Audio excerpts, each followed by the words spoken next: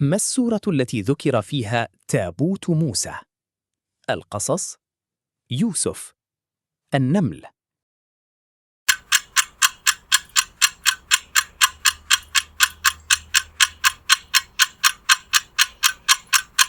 الإجابة الصحيحة القصص. قال الله تعالى: قصة أم موسى عليه السلام.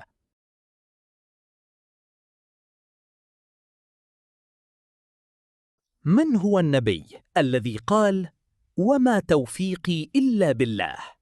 شعيب عليه السلام، صالح عليه السلام، لوط عليه السلام.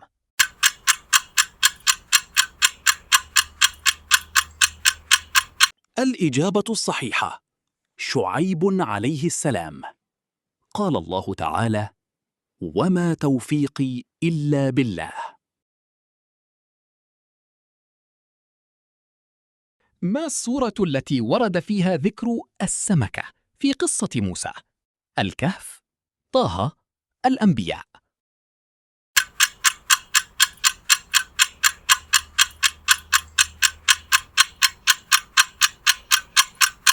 الإجابة الصحيحة الكهف.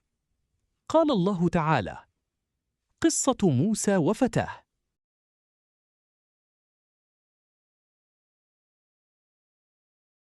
من هو النبي الذي قال: عليها توكلت وإليه أنيب؟ شعيب عليه السلام، هود عليه السلام، صالح عليه السلام.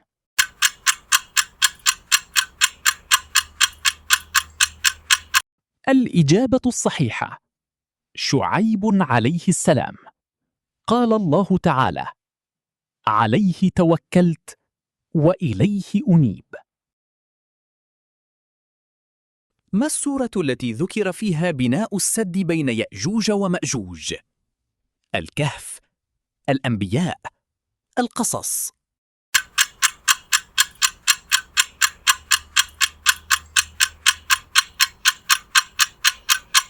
الإجابة الصحيحة الكهف.